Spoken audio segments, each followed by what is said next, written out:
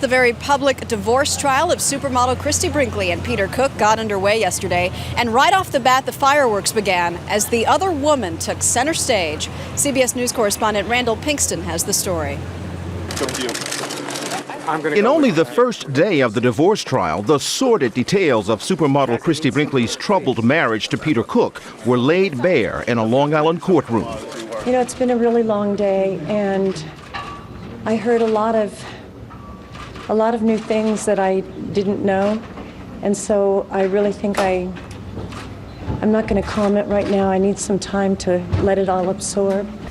It was quite a bit to absorb, not least the testimony of the other woman, 20-year-old Diana Bianchi, who described in lurid details her 10-month affair with Brinkley's husband. On the stand, Brinkley's lawyer asked how many times she had sex with Cook. "I couldn't give you an exact number," she said, "maybe 10 at most."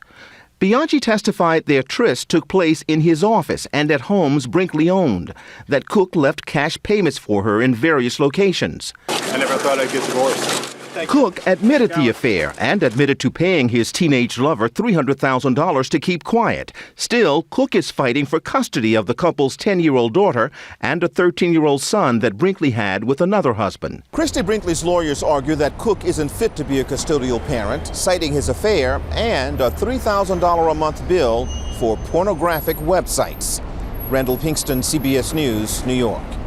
Joining us now is CBS News analyst Lisa Bloom. Good morning, Lisa. Good morning.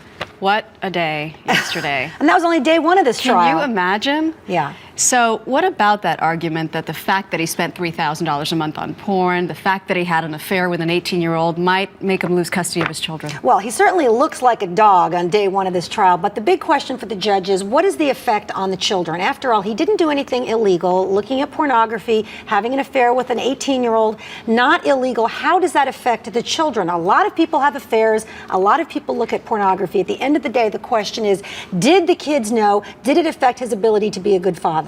He did say, though, admitted while crying that his son actually caught him surfing the internet saw and saw some of the pictures at one time. Does that hurt him? It was one incident. It sounds as though it was inadvertent, and it sounds as though he's remorseful for that incident. So I don't think that standing alone is going to stand in the way of him getting joint custody of the kids. If they're worried about the kids, why make this so public?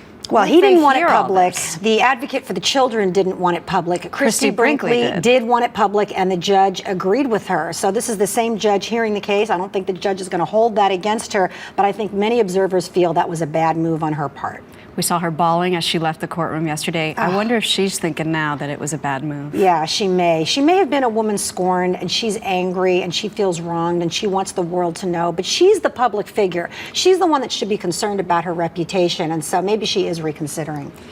Were there any big surprises yesterday, since we do get to watch because she wanted it public? I'll tell you one that surprised me. Ms. Bianchi, the then 18-year-old who had the affair with Christie Brinkley's husband, she testified that the affair was mutual, that they were both active participants in the affair. Now remember, she got a $300,000 payment, and the earlier reports were that was for a sexual harassment claim, not just to keep her quiet. Now she's saying, after she's received the money, it was mutual, so it sure doesn't sound like sexual harassment. Does it? Right. Helps his case. Yeah, it helps his case. But now that she's received the money, now she's a little bit more favorable to him. Exactly. So tell me how you think this will end when all is said and done. Well, we've got a month-long trial, Maggie. This was only one day of it. What else can be said? It seems like everything was... There are reports we may hear about more sexual improprieties by Peter Cook. And then I think he's going to have the chance to tell his side that he was a good parent, that he was involved with the children. He wants to remain involved, that he's remorseful for what he's done. He did cry on the stand yesterday. So this is just the beginning.